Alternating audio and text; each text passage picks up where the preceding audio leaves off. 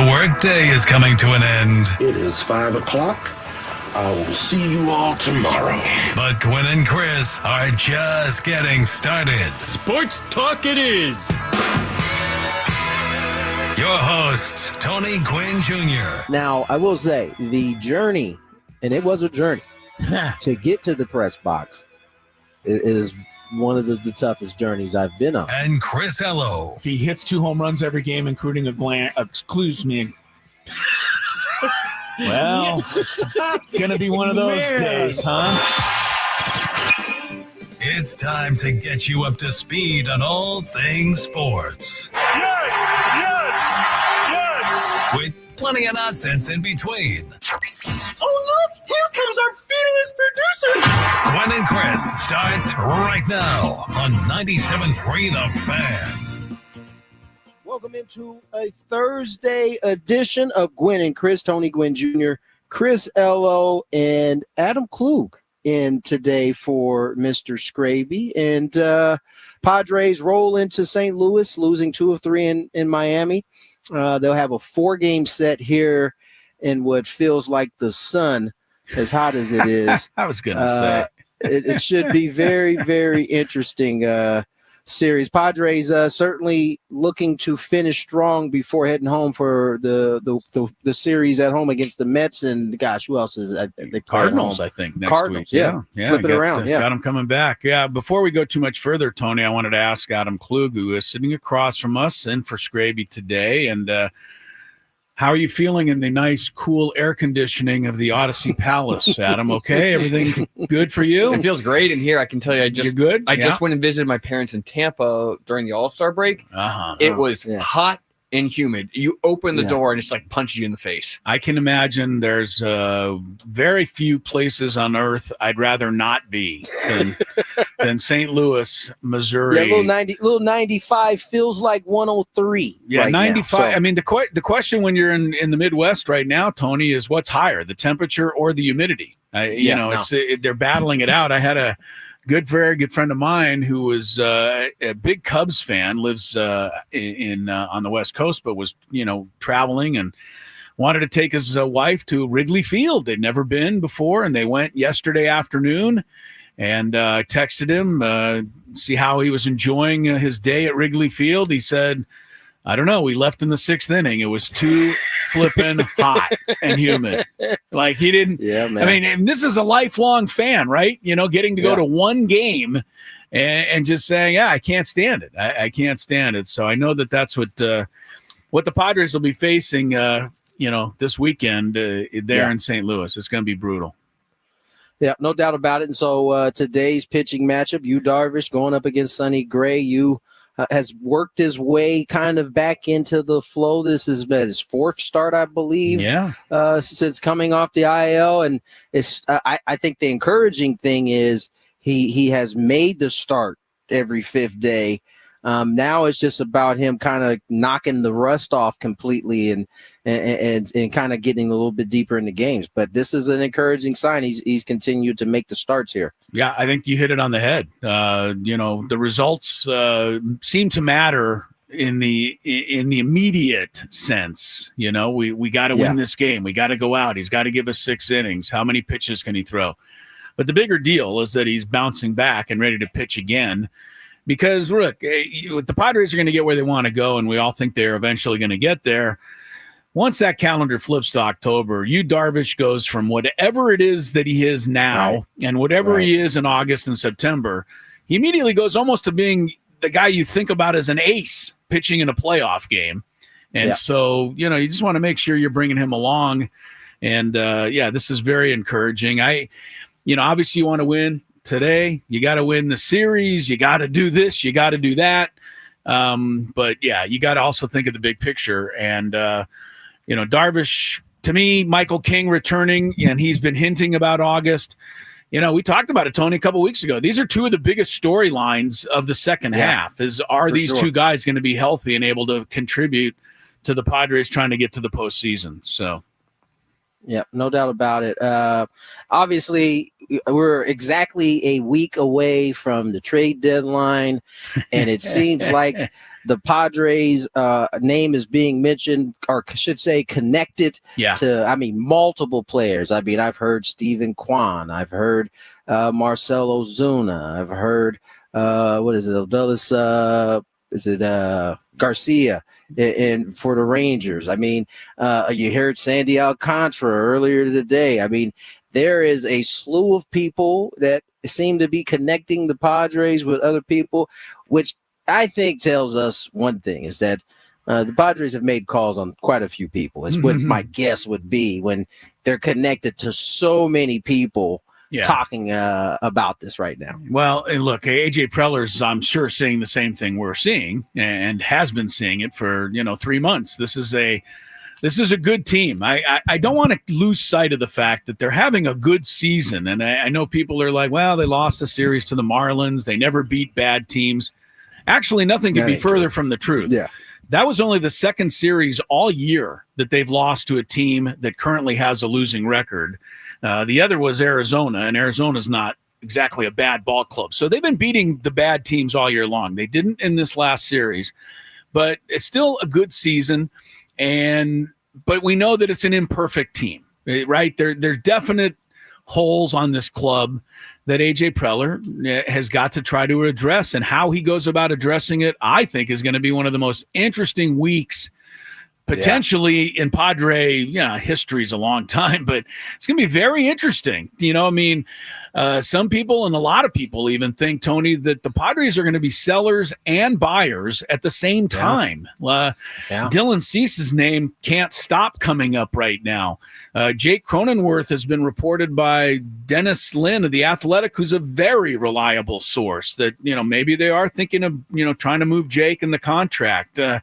So they could be, Suarez, you and I have talked about, seems like a nice luxury to have. I don't know that they would be willing to part with that luxury, but I think he could bring something. So the Padres could be doing both at the same time. And I don't know how AJ Preller does that. Is he on the phone with one team and they say, well, we really want Dylan Cease. And he says, well, hang on here. I'm on the other line trying to acquire somebody to replace Dylan. It's going to be very interesting how this all plays out over the next 7 days. So I'm kind of excited about it, and we'll just see where what the roster looks like next Friday, next weekend. But I think it'll be better than it is now. I agree. I think if you're a Padre fan, and of course this is subject to change, but history would tell you that you should be excited for this time of year. Because something usually happens that makes your team better. There's the 1 year it was on the margins and it didn't really quite work out with who was it? They made the trade for Pittsburgh, second baseman. Oh yeah, Adam Frazier. Frazier. That one didn't work. That's probably the one time it didn't turned fruitful. It didn't work, but you know what? When we got Adam Frazier, he's leading the league in hitting, and everybody said, "What a steal!" It's revisionist history to say that you didn't like that trade out there, because everybody liked it.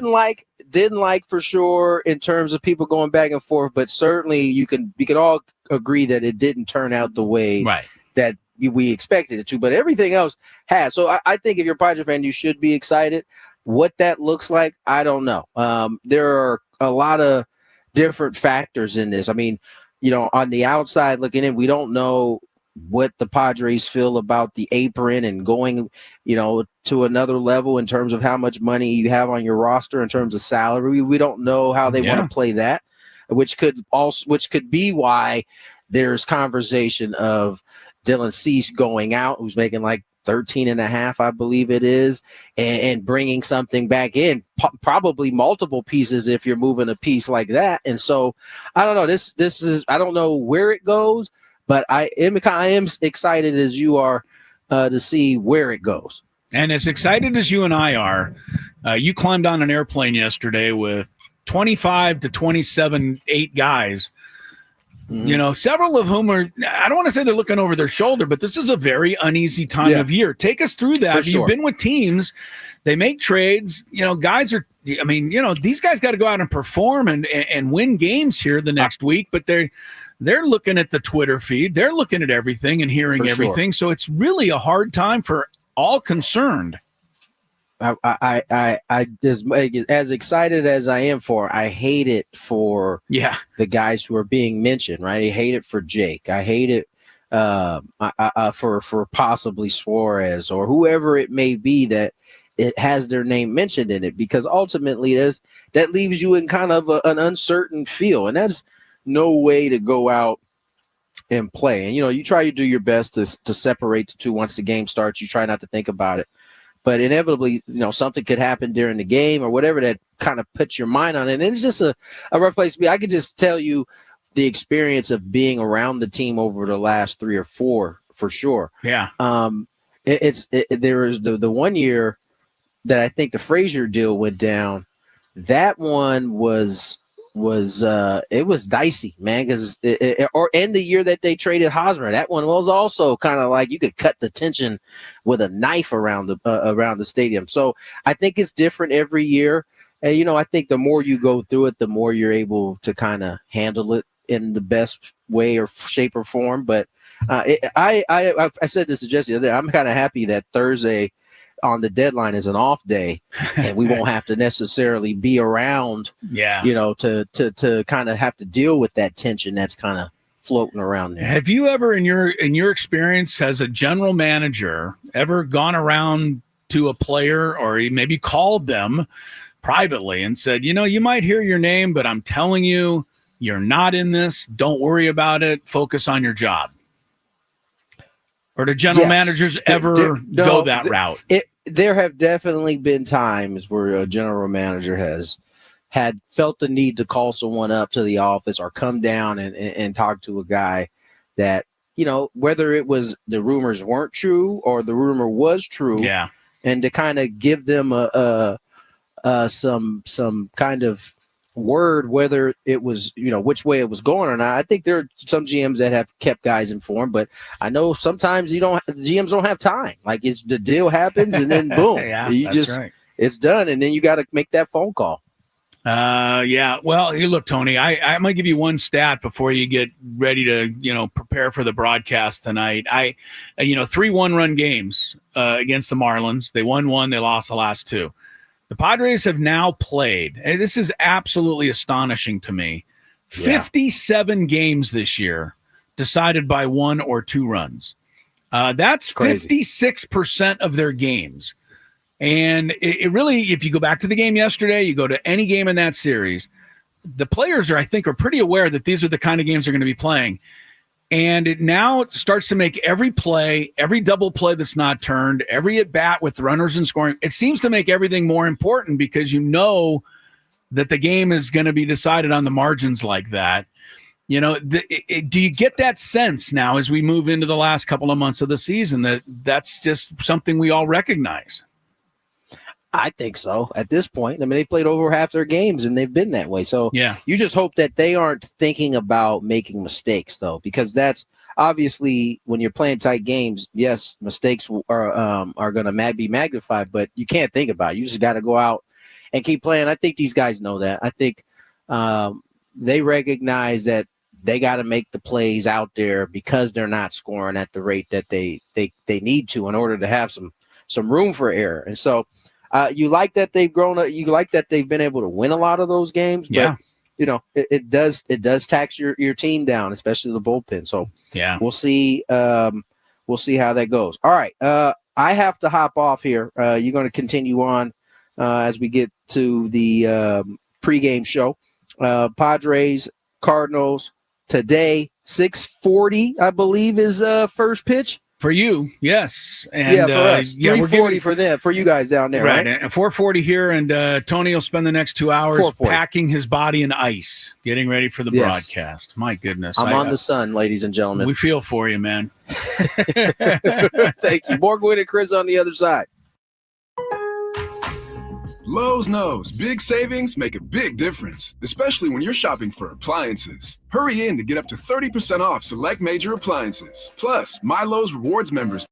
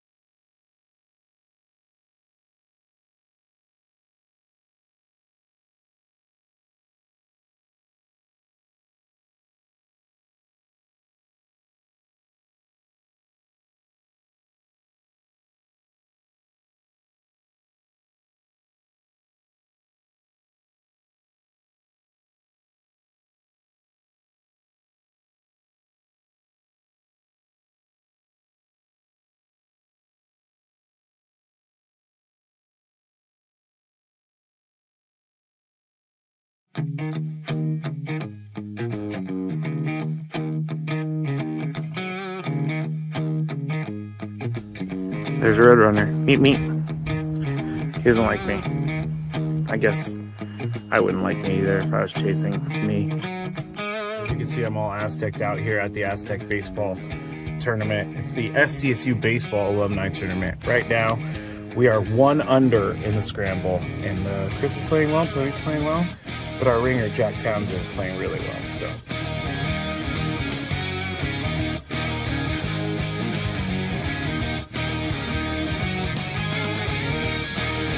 So Chris says that he can't play golf, but this is the second birdie putt he's made for us. This time it was like 20 feet. Thank you very much, Greg. But once again, you're hitting some very nice shots as well. I'm not usually complimentary to you, but I can't help but be complimentary. Your shot making today. With my what? Your shot making. You've hit some.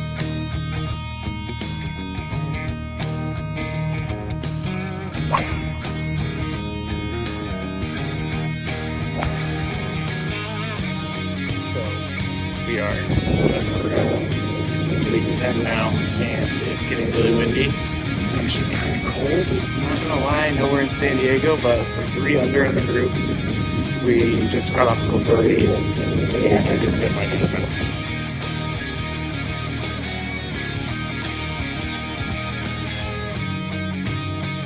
There's a squirrel.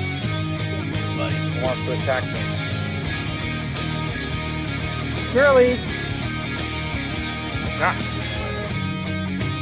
We just got our second birdie of the day thanks to this guy. Yeah, a 4-footer after. It was a 5-footer. After our pro drove it 300 to the front of the green and then chipped it within 5 feet. Uh-oh. Gravy, don't feed the animals. Don't feed the animals. I do feed animals, but Chris made a birdie putt. Shooting the golf course. And we ended up shooting 63 once everything was accounted for, since it was a scramble and we had an SDSU golf player, Jack Townsend. He was with us and he did a lot for us. I think we shot 63 because of him, but we all had a good time.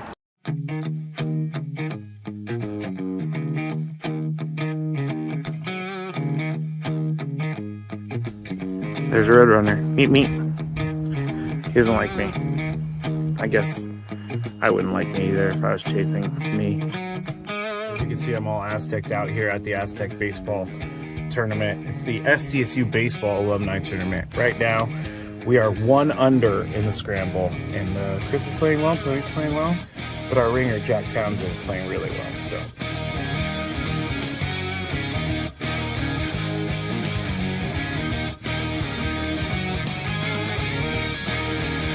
Chris says that he can't play golf, but this is the second birdie putt he's made for us. This time it was like 20 feet. Thank you very much, Greg. But once again, you're hitting some very nice shots as well. I'm not usually complimentary to you, but I can't help but be complimentary. Your shot making today. With my what? Your shot making. You've hit some.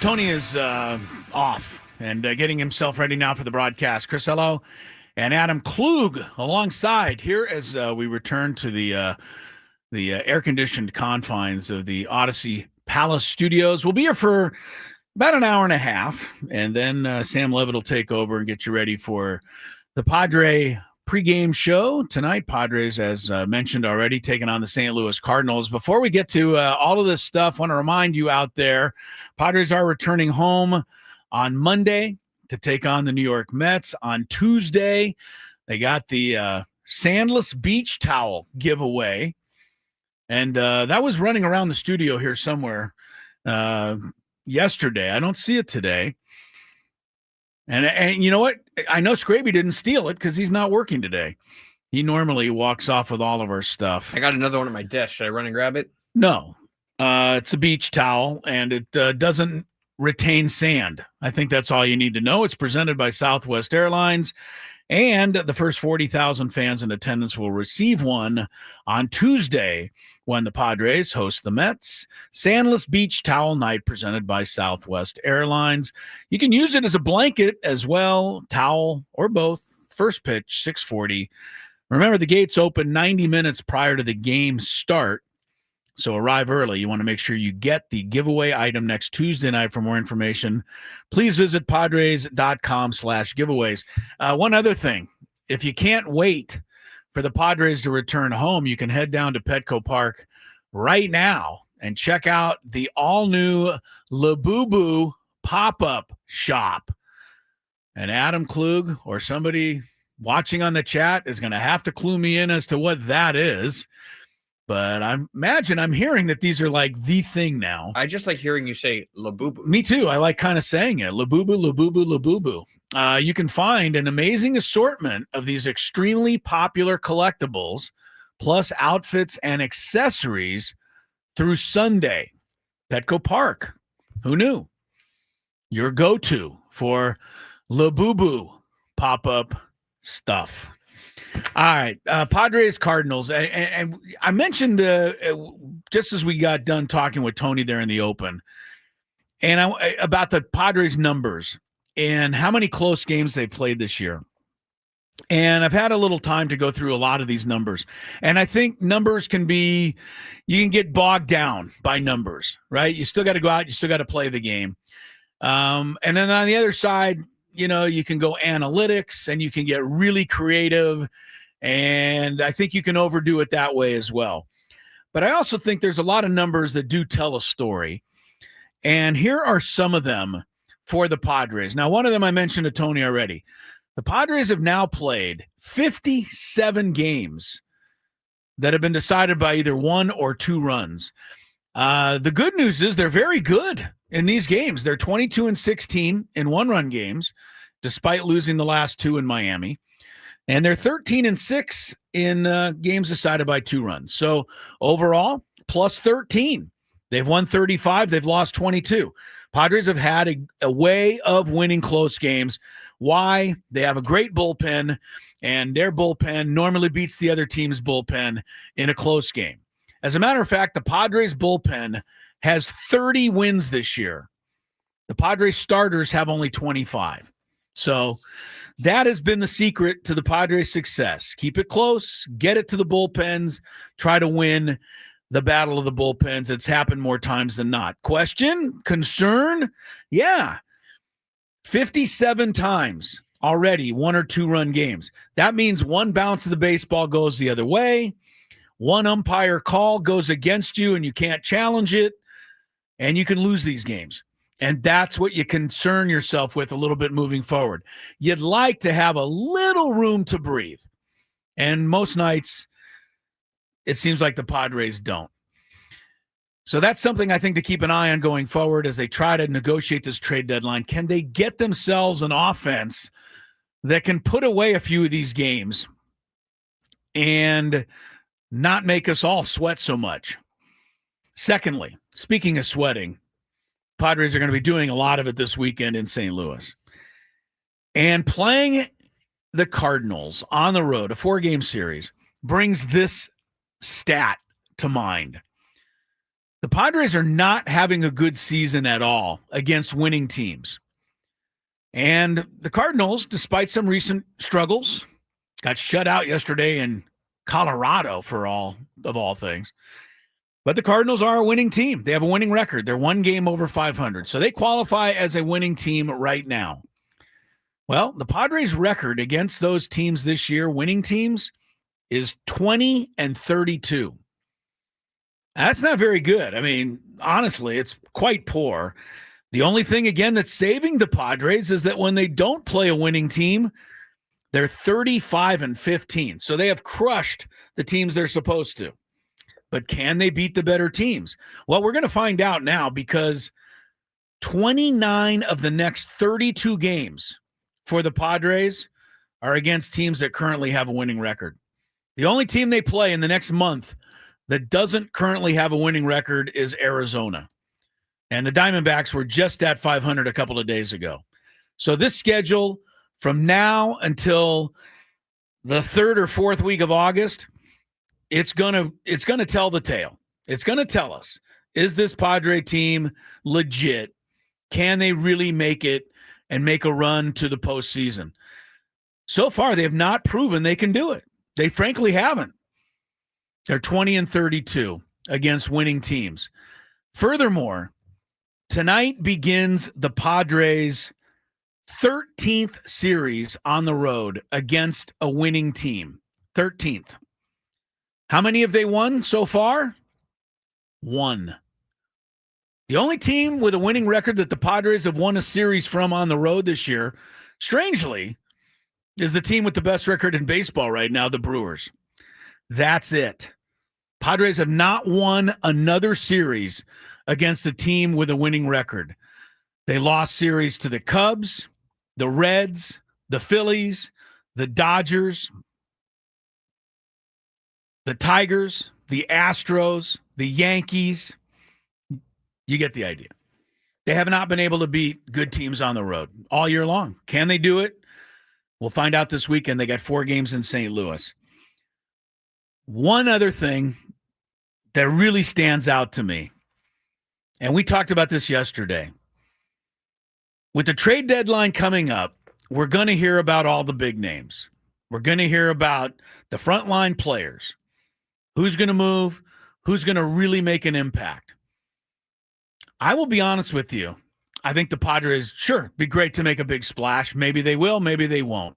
And we'll discuss this further in the next segment. But what they really need is some players around the edges. The Padres bench, I knew it was bad until I looked it up last night. And then I realized just how bad it is. Padres pinch hitters this year are currently batting .162. They currently have an OPS of .469. I don't even know how it's possible to have an OPS less than 500, but they do.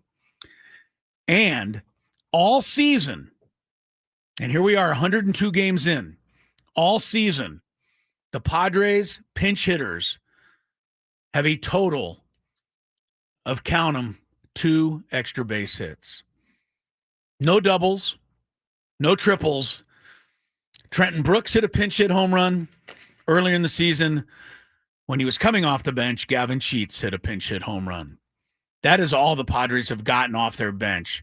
It is next to nothing. And I think that's something that's got to be addressed as well as we get into the trade deadline week. We'll talk more about that when we return. Also, when we come back, the passing of a legend today. Yeah, in the sports world. We'll talk about what that means and what his legacy should mean. And we'll tie it into a little bit about what the Padres might be thinking moving forward. You'll see what I mean when Gwynn and Chris continues.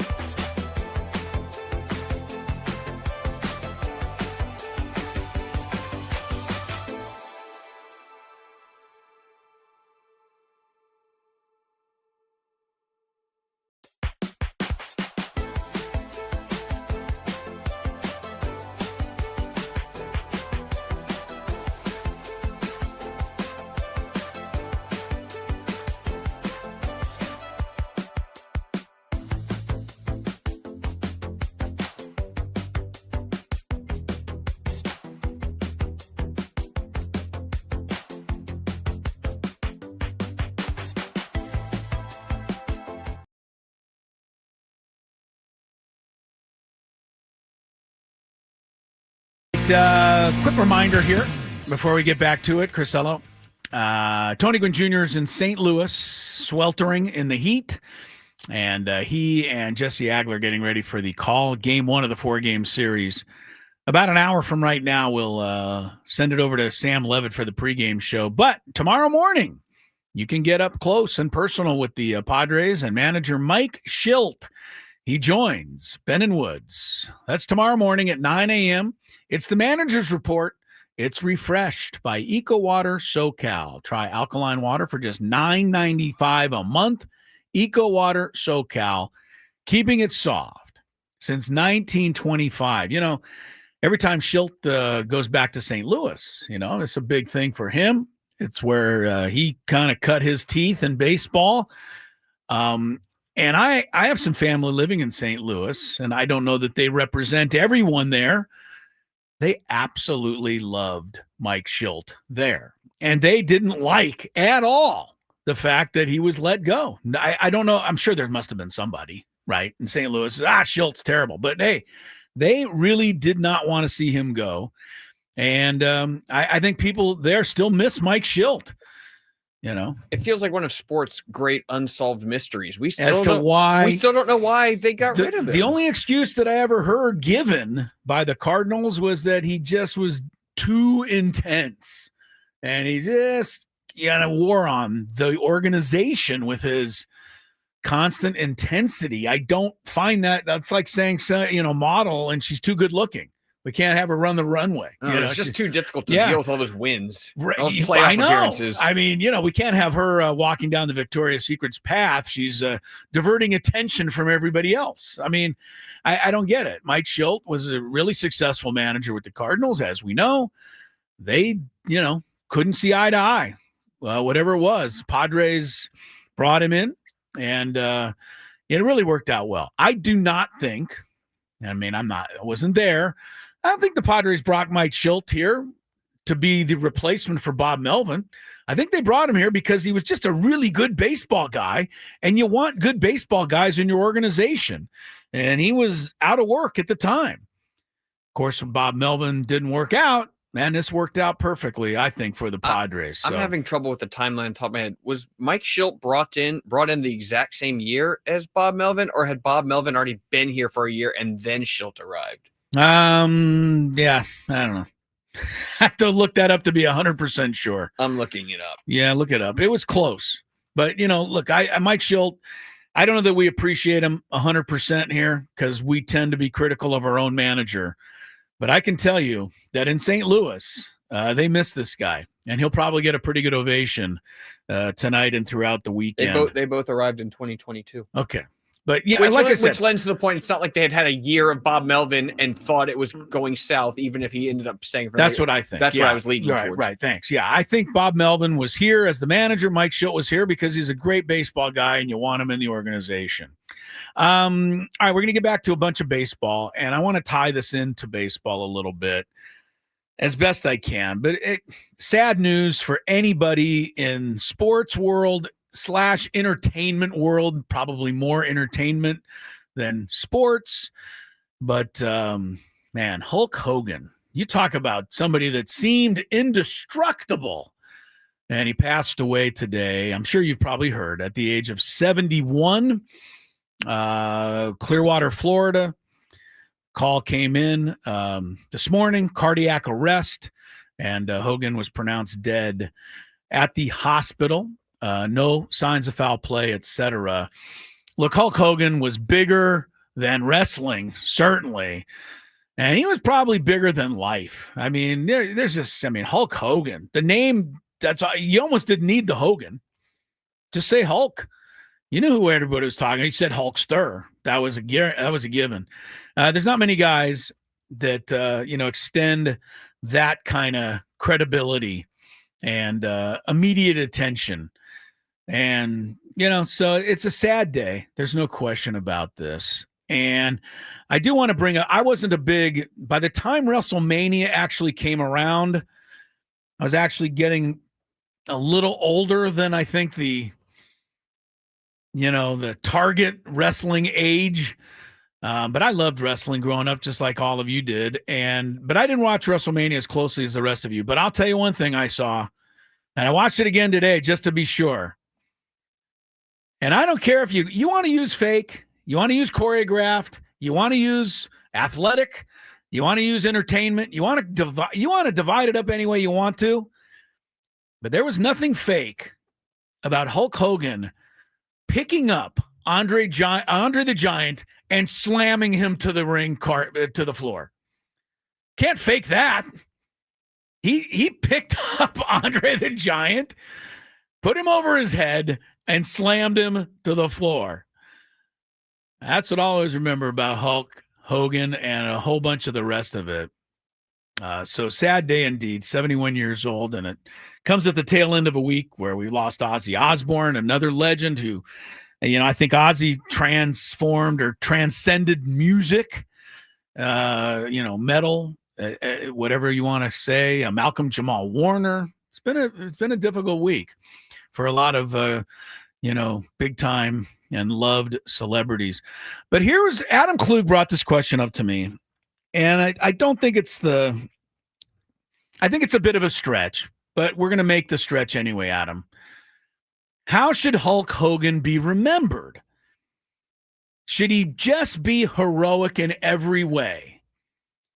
Because later in his life, there were a lot of controversies surrounding Hulk Hogan, the person. His real name, by the way, was not Hulk Hogan. You probably have guessed that. His real name was Terry Bollea. But the Hulkster was embroiled in a lot of controversy. Video recordings of him using the N-word. Those things are not easy to overcome. He was actually terminated by WWE when that happened. He was brought back as an ambassador a few years later.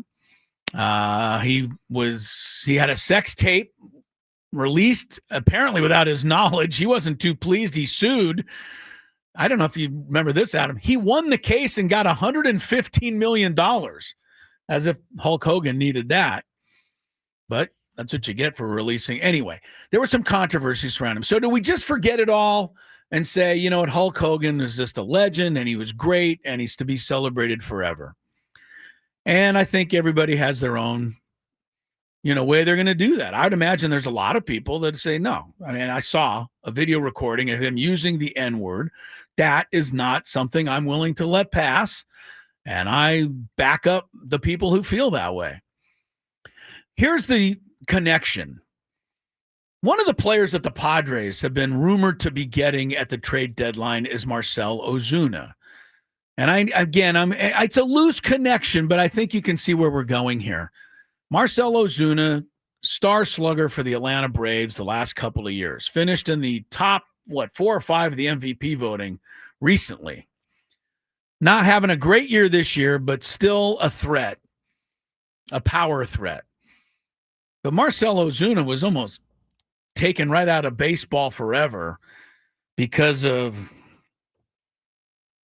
what? Abusive behavior? Domestic violence. Yes. Right. And also had a DUI that didn't result in a suspension, that complicated things. Sphere. It complicated things. And I think it's fair to say, as a Padre fan, if we were to trade for Marcell Ozuna, would we all just celebrate Marcell Ozuna?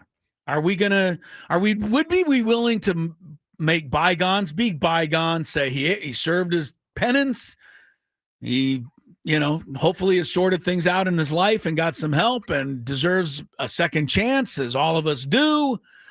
Or is that something we hang on to and it becomes difficult for us to root necessarily for Marcell Ozuna? And I think it's a fair question.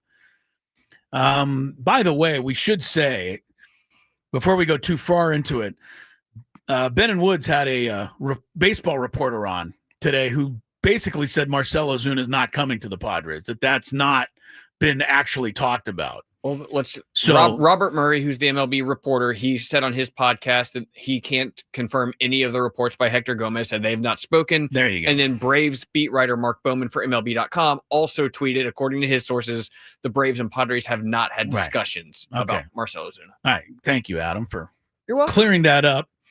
But yeah, so maybe Ozina's not headed here at all.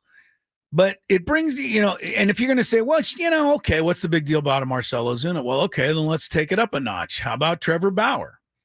Would you be willing to accept him as a Padre? How about Julio Urias, pitcher? Domestic violence, twice? Kicked out of baseball. But his suspension, by the way, is over.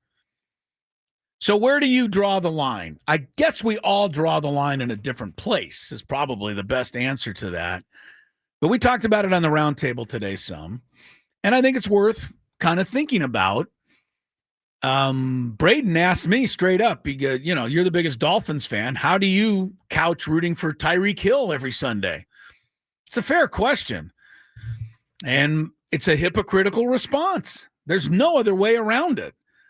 I, of course, root for Tyreek Hill to do well in the game because I want my team to win the game. He happens to be on the team. Beyond that, I don't root for Tyreek Hill in any sense, and I'm not a fan, and I'm not really thrilled that he's even a part of the team I like. I don't know if that's the right way to go about it, but that's how I get through the Sunday afternoon. We all kind of face this a little bit if we're diehards to our team because there's a lot of imperfect athletes out there. As you know, I'm born and raised in Atlanta. Yeah, right. I'm a Braves fan. You were with the Marcell Ozuna thing was right in front of you. I do not root for Marcell Ozuna. Haven't since the incidents. I don't condone violence towards women. I don't think anybody does. I don't condone the DUI, which puts other people's lives at risk and is a really dumb decision. And ever since those things happened, I wanted the team that I root for to cut ties with them. I don't want to root for them, and I didn't necessarily appreciate being put in the position as a fan to root for that should he come up in a situation where to win or lose a game. Yeah. Well, I think you hit it. And Paul Reindl was the one I thought had hit it this morning in the roundtable. And I think you're right also. If the Padres traded for Marcell Ozuna, if that's the move they made here in the next week, I'm not going to go. I would certainly never be furious. I think that would be an overreaction. But I would be troubled that the Padres put me as a fan in the position of having to decide whether or not I should root for him. That is kind of where I think this comes down. I'm not going to turn in my season tickets. I'm not going to, never watch another game. But I understand. I think that, and I hope, and I think the Padres understand that to a certain extent. They have been very good about steering clear of, quote, troubled athletes. Now, somebody's going to say, well, they got Fernando Tatis Jr. I think that's different.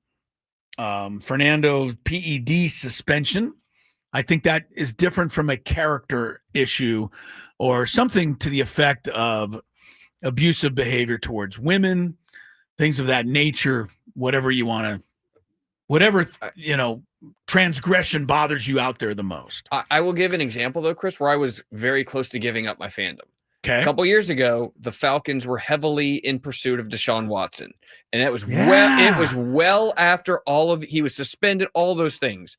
And I said, I was troubled enough that they even pursued him. That bothered me. Right. But I said, if they actually made the trade and got Deshaun Watson, I would stop being a Falcons fan. Like, do you think you could have done it? Yeah. You said it, but could you have actually on Sunday found yourself rooting against the team with the red helmet and the bird on the side? That guy with that many allegations against women and how do I have a wife, respect my wife and my daughter, and then say, let's all root for Deshaun Watson? It's all fair. Can't do it. Well, I mean, I know many Cleveland Browns fans said they could no longer root for the Browns, but I will tell you this.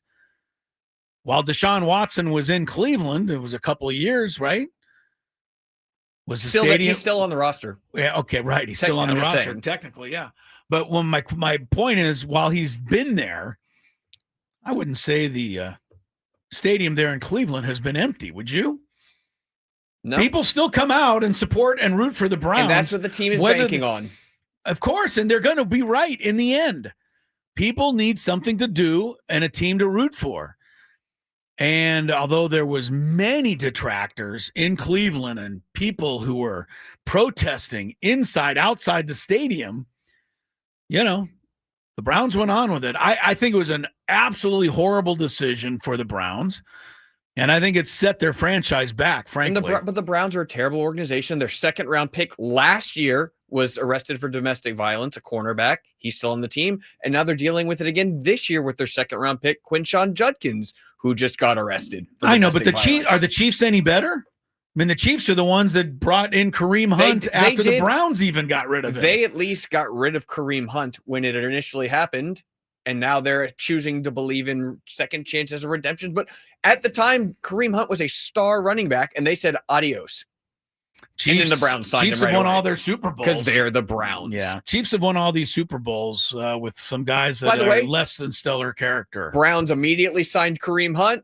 Browns traded for Deshaun Watson, and then these last 2 second-round picks. The Browns just don't care. You think the Browns trump everybody in that department? Just don't care. Bottom line, though, I think the Padres, I don't think we'll get Marcell Ozuna, and I think one of the main reasons why is because I don't think the Padres would want to put their fans in that situation of having to decide, should I root for him or should I root against him? And I think, I think it's an interesting dynamic because I don't know any of us who are 100% can look in the mirror and say, we're taking a hard line stand. We might say it, but I'll at least admit when Tyreek Hill gets free and into the end zone for a big touchdown, I'm pretty pleased for the moment. I just am. I wouldn't want to invite him to dinner. Anyway, we'll see where it goes. Rest in peace, though, to Hulk Hogan. See, that wasn't a stretch linking the two. Again, it's separating the art from the artist. Yeah, maybe it wasn't a stretch. I mean, look, Kevin Spacey's obviously been in the news for a ton of stuff. Yeah. And honestly, House of Cards is one of my favorite shows ever. Good show. I don't think I'd want to go back and watch that again. No. How many music artists have been in some sort of peril? I mean, look. And are we never going to put their music on again? Michael Jackson is still played all over the place. Michael Jackson has played all over the place. He really is. Whether you believe P. Diddy's call me a moralist. I don't listen to him. I can't listen to Michael Jackson. I don't want to watch Kevin Spacey, and I don't want to root for any of these athletes. Sorry. If you have 20 P. Diddy songs on your phone, are you going to remove them? There's another certain artist who has made a lot of anti-Semitic comments whose name I will not say. There's another whose guy. Music has been removed from my phone. It has been. It probably should be. Absolutely. My life will go on without being able to listen to his music. Yes, it will. And I've always said, in a perfect world, I'd like to believe that good things happen to good people. I'd also like to believe that when you're putting a team together, you can find another athlete who doesn't bring that baggage with them that can play the game well. And in most cases, that's true. 95% of the cases. Marcell Ozuna isn't even good. He's been terrible the last 2 months, so that might be the bottom line to a lot of people out there. All right, we'll see where it goes. Other names, of course, being linked to the Padres include Stephen Kwan and Charlie Morton. And both guys had really good days today in the Baltimore-Cleveland game. Charlie Morton pitched 6 2/3 innings, struck out 7, got the win. Stephen Kwan hit 2 home runs in the game off Charlie Morton, but Cleveland lost the game. Charlie Morton's an interesting name. We brought it up yesterday, and I immediately said no. But I haven't really been paying close attention. Charlie Morton started the season 0-7. He was terrible. His ERA was over 9. Since then, Charlie Morton, with his victory today, is 6-1 with an ERA of 3.5. Actually makes him one of the better pitchers in the league the last month and a half or 2. Baltimore's open for business, right? They sure are. Charlie Morton's a great postseason pitcher as well, or has been in his career. All right, we'll talk more about that. More Gwynn and Chris. We got another half an hour to go. Stick around.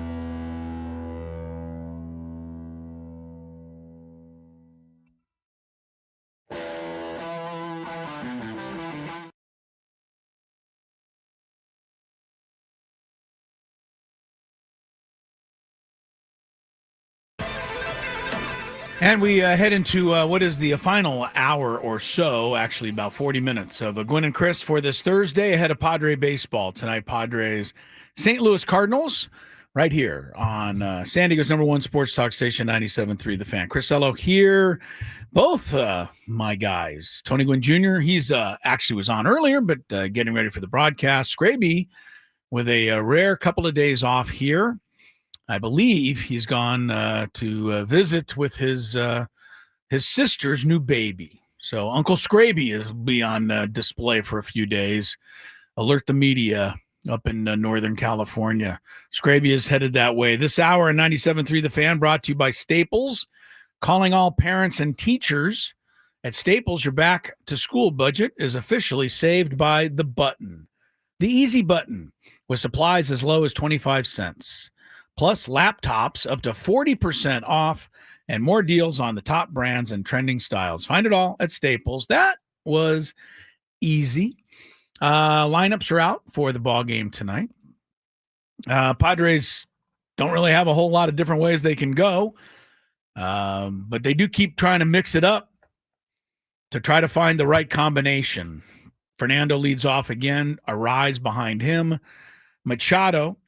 Jackson Merrill, who's been batting 6th the last couple of games, moves up to 4th. Xander, then Gavin Sheets. Gavin, by the way, had a 2 for 20 swing through D.C. and Miami. So a little bit of a slump for Gavin. I hope it doesn't last too long because he's been one of the great surprises of this season. Jake Cronenworth will bat 7th. And then the black hole. That is the 8-9 spot for the Padres. And that's not an opinion. That's fact.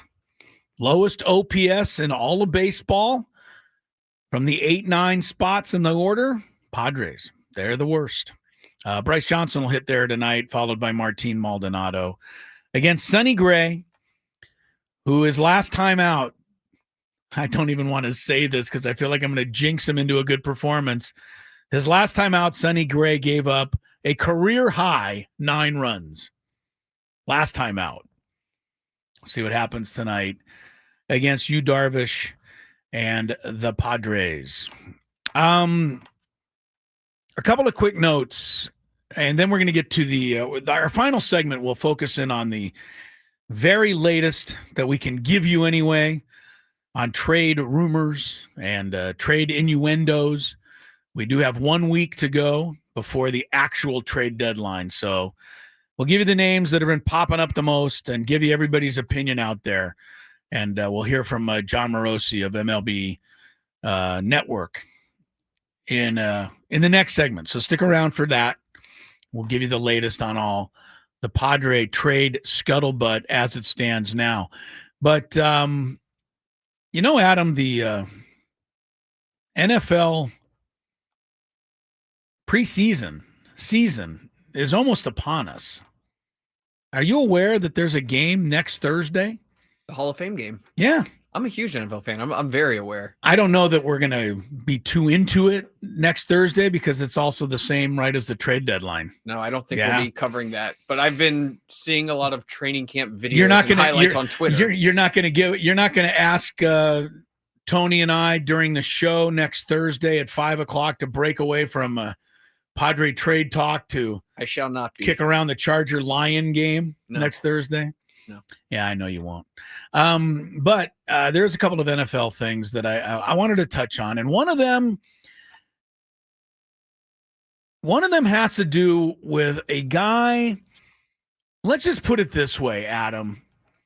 We should all be so lucky in our lives to be as flat out unsuccessful as this guy has been, like proven over and over and over again, and to continue getting new jobs.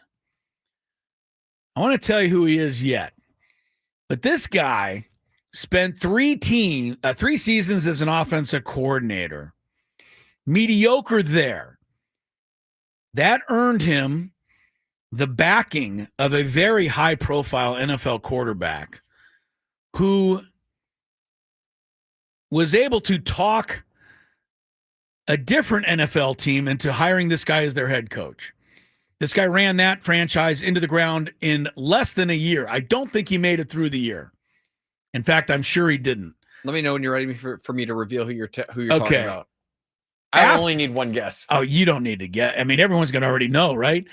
He was the head coach of a team. He ran them into the ground in less than a year. He was fired, but he was rewarded for that pathetic performance by being hired again as an offensive coordinator, working with that same high-profile quarterback who had given him a vote of confidence the first time. Before you reveal, you mentioned had a high-profile quarterback talk an NFL team into hiring him as their head coach.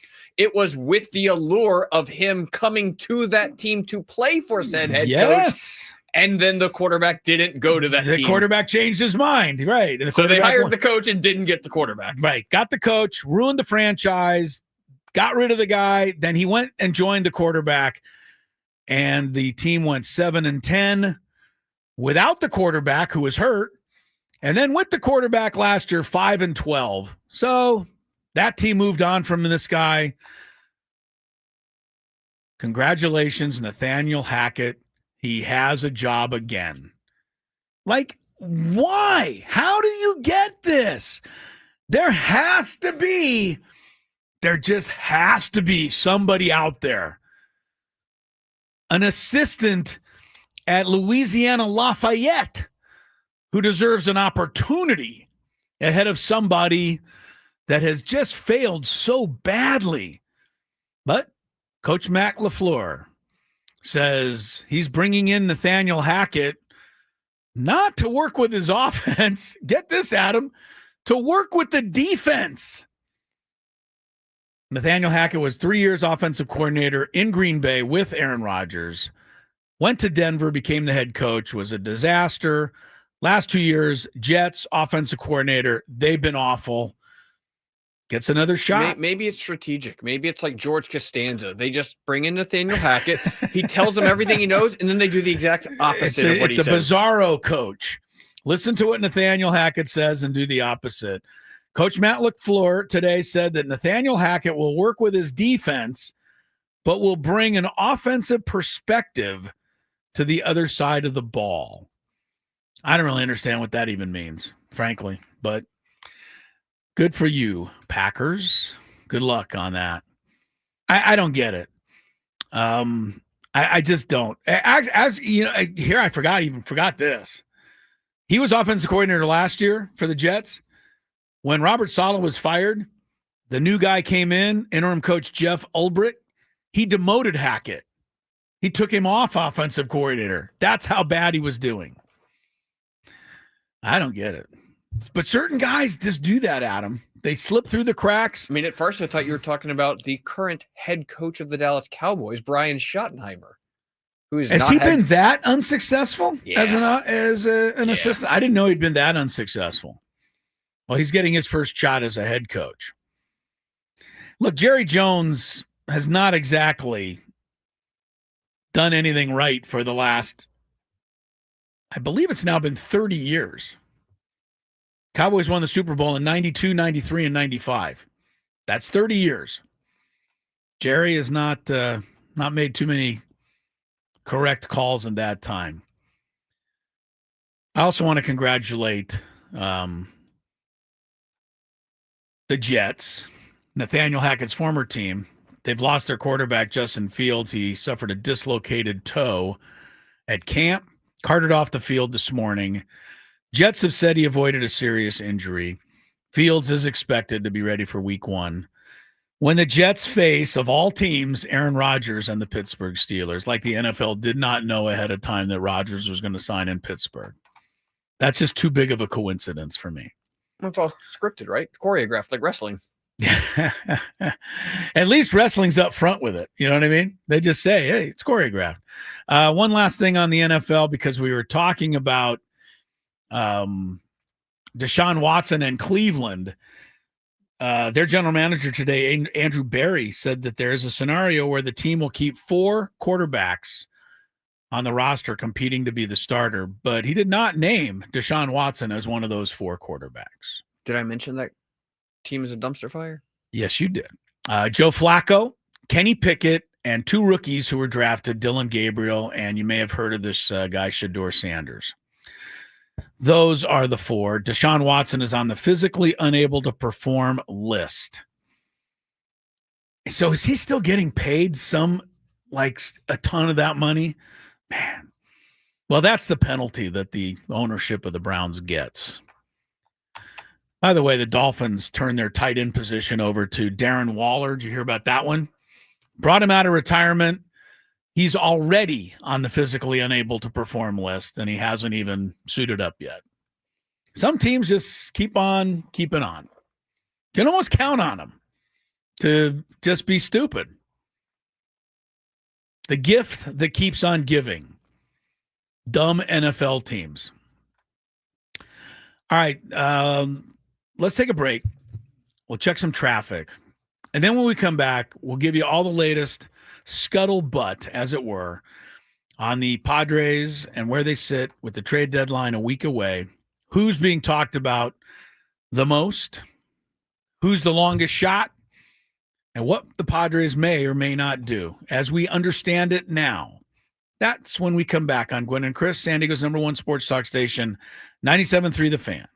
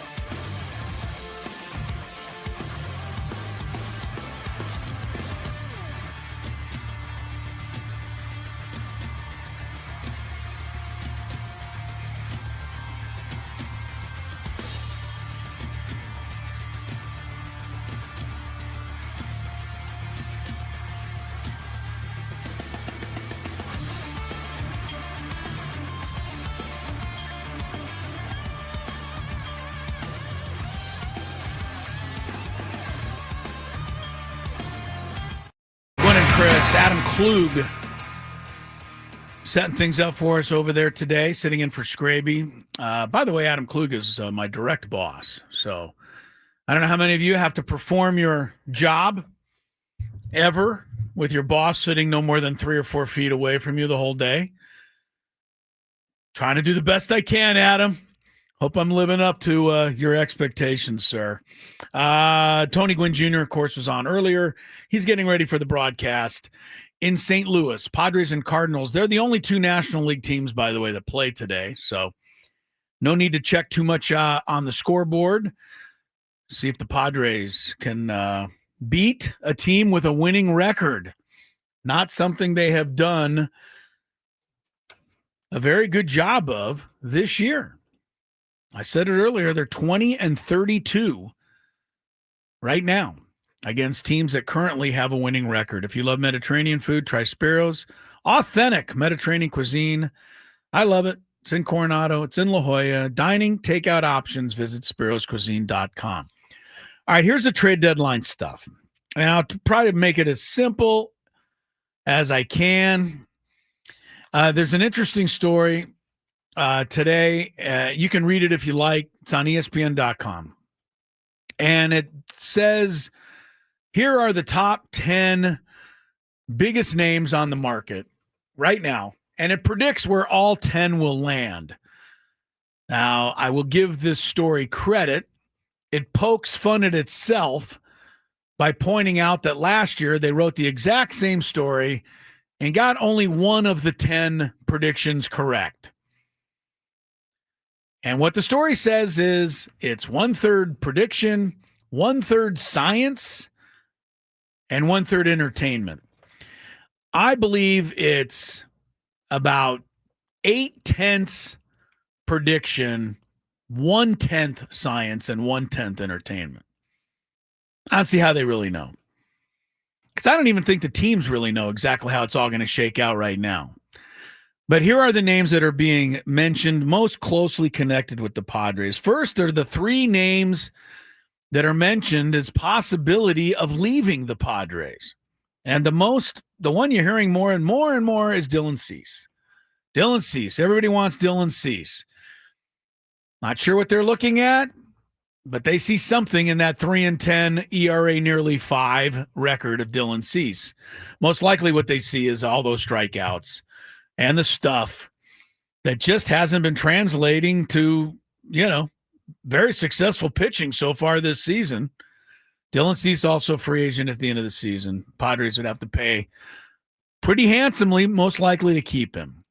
So Dylan Cease is a name you hear being traded by the Padres. Another name, Jake Cronenworth. Jake Cronenworth's name has come up mostly in the Athletic, where Dennis Lin covers the Padres, and he seems to have some insight that the Padres are looking to potentially deal Jake Cronenworth. Guess who we're going to be talking to on Friar Friday tomorrow from St. Louis? It's looking like Jake Cronenworth. So we'll see what Jake has to say about that tomorrow. I mean, you and Tony in the opening segment discussed what this time of the year is like for players. Right. We'll find out from him. Right to the horse's mouth tomorrow. Yeah, we'll find out from him what it's like. I mean, he's got to have heard his name. He's got to have been asked about it already a bunch of times. I don't know that Jake Cronenworth's a guy I'd be in a big hurry to trade. I think he's a perfect fit. First base, second base, DH, bat number 7. Would I like him to hit 320? Sure, I would. But I think Jake Cronenworth is, just a winning ball player. But he also has a contract that lasts 5 more years and, is pretty expensive. So there's talk that the Padres could move him. The third name, you just see it because it makes sense. But I don't know that the Padres are actively shopping him. As a matter of fact, I like to say this, but when we're talking about this stuff on the radio, and some of it probably gets back to A.J. Preller, he's probably just laughing. But a lot of people think Robert Suarez is an excellent bargaining chip as well. Padres are already loaded in the bullpen. They could easily move Jason Adam, Adrian Morejon, or even Estrada to the closer role. Suarez is going to be a free agent at the end of the year. He's going to command big bucks. You also would think somebody would pay handsomely for him. Will all three be traded? Will any of the three be traded? We'll find out in the next 7 days. Now, names that are being rumored to be coming to the Padres. And by the way, Adam, I just want you to know, in my own personal way of going through the trade deadline, I root for none of these guys to end up as Padres. I root for 4 guys that haven't been mentioned to end up being Padres. I kind of perversely like when all of the prognosticators are wrong. That's just how I go through the trade deadline. Such a rebel. I know, I'm terrible. You think I'd be happy for my cohorts in the media, that they get one right once in a while. But some of the names, Jarren Duran from the Red Sox, we've been hearing for a while. The problem with Jarren Duran for the Red Sox is a lot of teams his name's crossed their lips as well. Stephen Kwan of the Cleveland Guardians, his name has come up. He had 2 home runs today. He's got 8 on the season. He's got a OPS of, I'm going to say 762. He's got 11 stolen bases. He's an all-star. Is he the right fit for the Padres? I don't know. I think he's a leadoff hitter. I think he's similar to a Rise. Probably walks a little bit more. Everybody walks more than a Rise. But I'm not, Stephen Kwan isn't my answer, but that doesn't mean he's not what they're looking for. Guardians are right at the 500 mark right now, and they're quite a ways behind the Tigers in the AL Central. Another name is one we already discussed for other reasons, Marcell Ozuna, although folks down in Atlanta are saying that they can't confirm any of the reports that are out there, that the Padres have talked about bringing in, I don't want to say a former slugger, but he just has not been slugging much this year. In fact, he's been downright awful for the last 2 months. But Marcell Ozuna was 4th in the MVP balloting last year. Hit 39 homers. Adolis Garcia is a name that's come up, although I'd be worried now that Texas Rangers have been on a roll lately. They're 3 games over 500. Don't know that they're in the mood to trade. A team that we know is in the mood to trade is the Orioles. Ryan O'Hearn's name comes up a lot. Left-handed hitting, first baseman, DH, could even play left field. I don't know that he'd be a big upgrade defensively, even over Gavin Sheets in left field, but Ryan O'Hearn's a pretty good hitter. He's a former All-Star. The Orioles are definitely looking to move. Those are the position-type players we're hearing. Pitchers, I already talked about Charlie Morton. Now, Charlie Morton, I said yesterday, but now I've taken another look at this. Charlie Morton has really been good. He won again today. He's 6-1 with an ERA of 3.5 the last month and a half. He's a proven postseason pitcher as well. I think, without looking it up, and I'll probably try to look it up as I'm talking about it, pretty sure Charlie Morton was the winning pitcher in Game 7 of the cheating World Series when he was with the Astros at Dodger Stadium. I think he got that win. Charlie Morton's been pretty good in the postseason. So, to me, he's a little more interesting name than I originally thought. 7-5 career postseason record. It's pretty good. He was with your Braves in 2021. He got hit in the leg by a comebacker in the World Series and broke his leg. In that World Series? Different World Series. That's for the Braves, right? But he stayed in and finished the inning. Interesting. Tough guy. Tough guy. All right, he's 41 years old. The other name that I've even heard is Zach Eflin, who's another Oriole, former Tampa Bay Ray. Eflin can pitch a little bit. Have you heard any names that I didn't mention, Adam? I mean, those are, and just because I'm only mentioning those names, again, that doesn't mean those are the only possibilities. you know darn well there's other names out there that no one has yet mentioned. As being linked to the Padres. There's a whole bunch of other guys that are linked elsewhere. Well, those are the big names, but can I throw out another name, someone who hasn't been mentioned as much, and that's Adrian Hauser. He's a starting pitcher for the White Sox, meaning they are out of it and aren't trying to contend. Clearly out of it. Oh, you know what? Now that you mentioned the White Sox, I should say Luis Roberts' name's come up a lot. So that's why I'm mentioning Hauser. He's 32 years old. He's a journeyman, played the majority of his career for the Brewers, but he's having an outstanding season. He has a 1.89 ERA going along with 5-2 record. So if you're trading for Luis Robert, maybe we get Adrian Hauser thrown in there. I'd actually rather trade for Adrian Hauser and have Luis Robert thrown in. Well, but Luis Robert is complicating things because he's played so well the last couple of weeks. He's upping his trade value. I guess. If you trade for the Luis Robert of 2020, 2023, I'll take him. But the Luis Robert the last 2 years, OPS is in the mid 600s. He's almost an automatic out, and we already have a lot of those. Snack Rabbit, excuse us. That's the bottom of the hour, and that was an automatic trigger. Go ahead, Chris. Can I? The same way you said you weren't that interested in Charlie Morton, until you actually looked at his stats. Closer, right? You're saying Robert's been on a roll lately. In his last 30 days. That's a decent sample size, right? Okay. 1,011 OPS. Okay. 1.011 OPS. So 3 homers, 10 RBIs. All right. Well, he's currently at 636 OPS, which means he was at about 200 before that. He had a terrible start to the season, but over the last 30 days, he's hitting 341. Okay. 426 OBP, 585 slug. Steals a lot of bases, right? He does. He does do that. He's got 26 stolen bases, among the league leaders there. A former top overall prospect in all of baseball who looks like he's finding it. And I think, personally, his acquisition cost will be low because he has a $20 million club option for next year. And there is absolutely no way the White Sox are going to pay him $20 million next year. Neither will likely the team who trades for him unless he goes berserk. So you trade. The point is the White Sox are incentivized to trade him because they're not going to pay him $20 million next year. The only problem I have is I just don't think he's that good. He was a Rookie of the Year, second place. He was a Gold Glove winner in 2020. He was an All-Star in 23.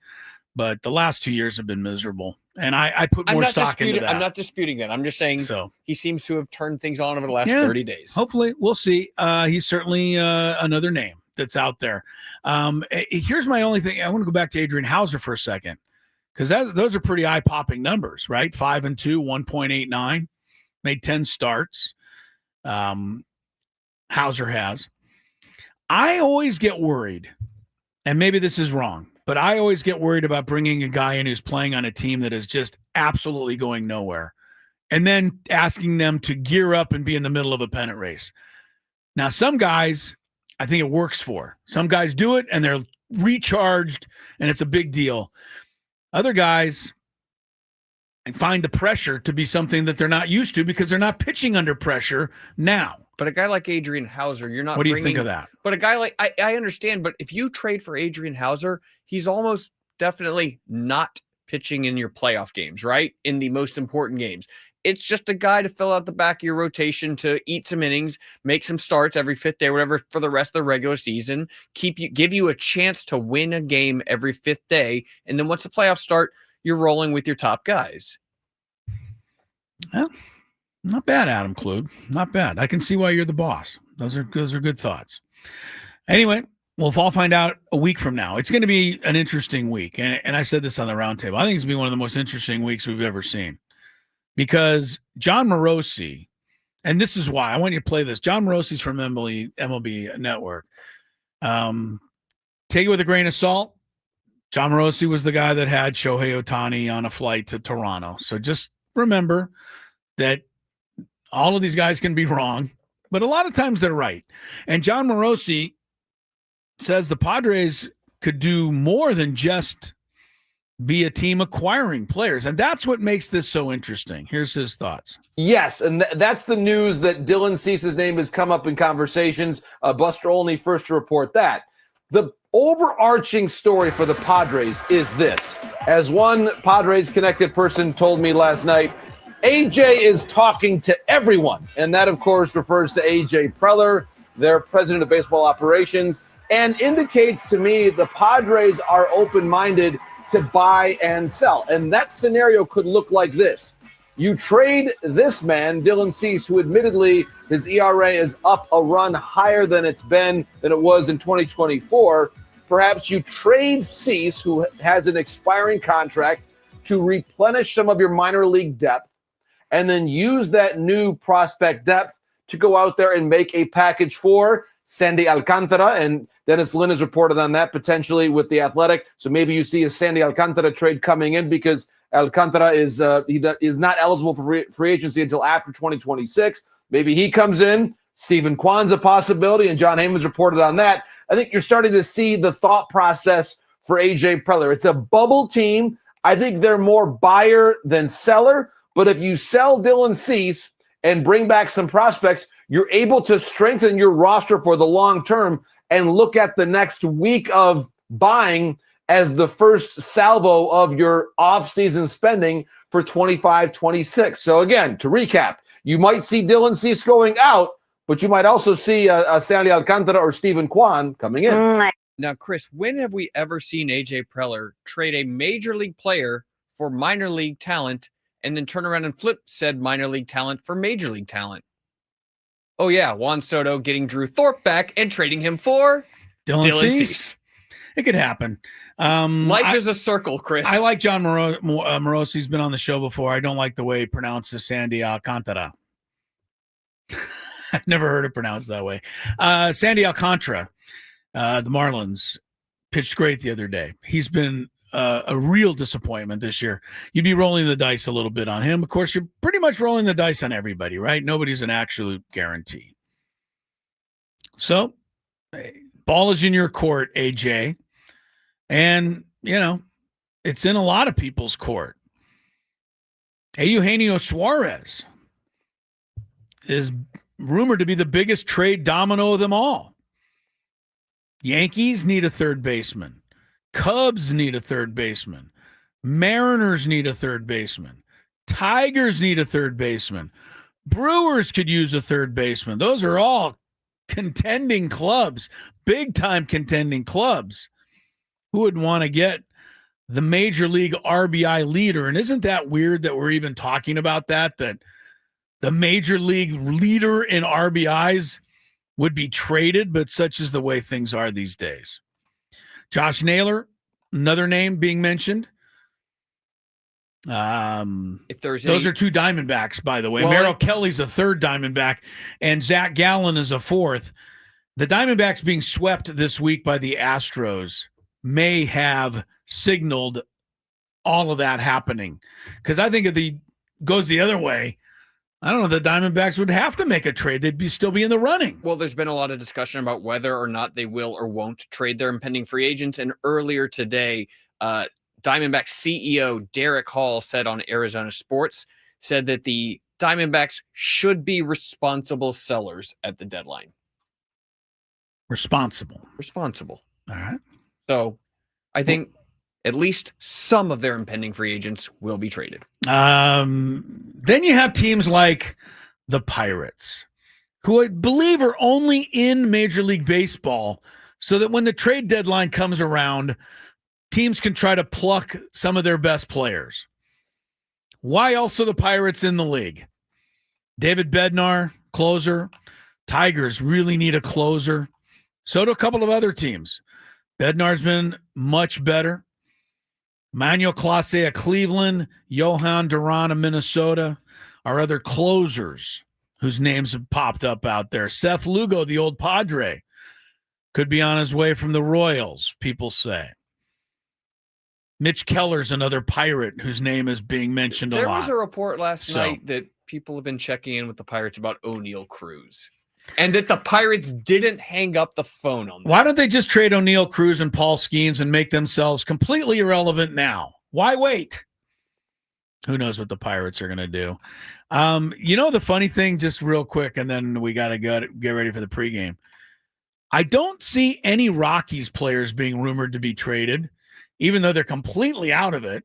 I've seen because they don't have anybody worth trading anyone. Ryan McMahon a little. Yeah, Ryan McMahon's the only name I've seen. Just a little. But yeah, Don't look now. Rockies have won 2 straight series. Maybe they're onto something. And they shut out the Cardinals yesterday. Hopefully the Padres can keep the bad mojo going for St. Louis. Sam Levitt's got the pregame show. We're on tomorrow for like an hour and a half again.